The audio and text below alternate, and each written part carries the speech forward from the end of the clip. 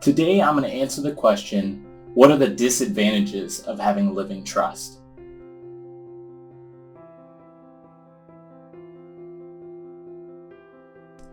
Hi, I'm Greg with the Ashcraft firm, and today we're going to talk about the disadvantages of a living trust, and I'm also going to talk to you about the advantages of a living trust. So we'll compare this to a will so that you can see the difference, and I'll do it up here on my whiteboard. So first I want to go over the disadvantages of a trust. And really the big disadvantages of the trust are all the things that go into making the trust. So there's upfront time that you spend when you create that trust. There's upfront cost to creating a trust. And another disadvantage of the trust might be that there's no court oversight to a trust. On the flip side, that's also an advantage of a trust. So no court oversight does sometimes lead to a disadvantage if you have beneficiaries that need oversight. But typically, most people, when they're creating a trust, some of the advantages that they cite are that it's cheaper overall. So if there's no court oversight, then we don't have to pay attorneys to go through the whole process. We don't have to pay the person to be there to type everything. That still happens in probate court. We don't have to pay for the same types of appraisals. And really, here in the state of California, these probate costs are really high. So I can calculate those for you. So let's say that all you had to put through a probate, or we have that court oversight, is a house. Let's say that house sold for $500,000. Now this is the only item that we're putting through probate, and it's valued at $500,000. Let's say that you have a loan on it of $400,000. All right, so you might think, okay, my estate is $100,000, but that's not what the court looks at. The court looks at the gross estate, so they pretend like you don't have any debts. So what they do is they take that $500,000, and the California legislature said that a probate attorney is going to get 4% of the first $100,000, which is $4,000. And then they're going to get 3% of the next $100,000, which is $3,000. And then it's 2% after that until you hit $1 million. So in the scenario here, where we have a $500,000 house going through probate, we have $300,000 left because we already have the first 100 and the second 100,000.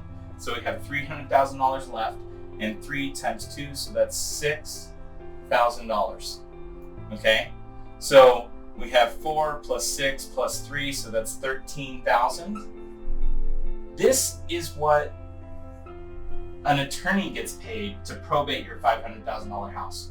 Now, if you have to have a professional executor, then you multiply this number by 2, and so now we have 26,000. All right, hopefully this doesn't get too messy here. So now we have 26,000, plus there's another $2,000 for miscellaneous court fees. You have to publish things in the newspaper. You have to pay, like I said, for the person to be there to type. You have to pay the court fee, filing fees, and things like that. So those add up to about $2,000. So if you didn't have to have a professional executor, then we're looking at $15,000. And if you did have to have a professional executor, then you're looking at $28,000. So those are all fees that you can save your loved ones if you create a trust. So that's an advantage of a trust. But again, some estates need that court oversight. So it's kind of a double-edged sword. There's also less time involved with administering a trust than there is going through a probate. So a probate, it can take varying amounts of time, but it's at least 9 to 12 months.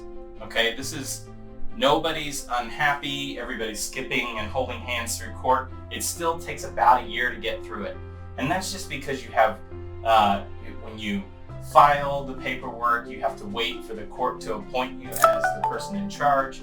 After you're the person in charge, you have this statutory period where you have to wait for creditors to file claims.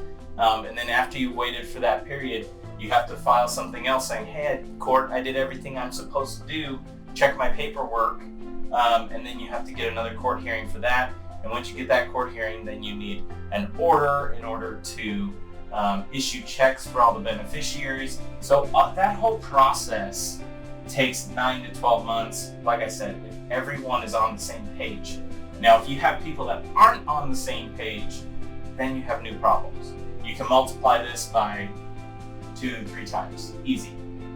Another problem so it can be an advantage if you need court oversight, but if you don't need the court oversight, a problem with having court oversight is that nothing is private, so everything's public.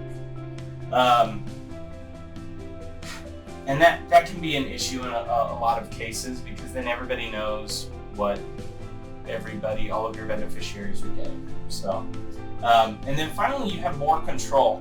And I actually want to erase all this about the numbers, because you have a lot of control. You have a lot more control over a lot of things when you create a trust. So, I erased the L.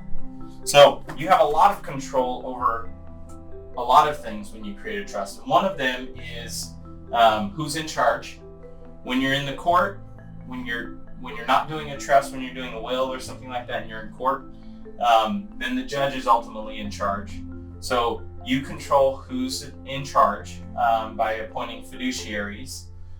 You can also control who gets what when, and that's much more in your control than if you don't make a trust.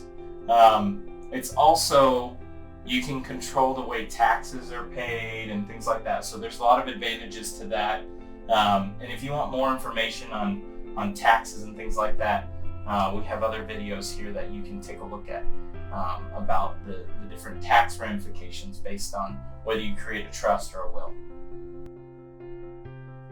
That's going to wrap it up for us today. But again, if you like this video, we have more like it, talking about taxes and wills and things like that. So click the subscribe button, click a like so that we know you liked it. And until next time, thanks so much.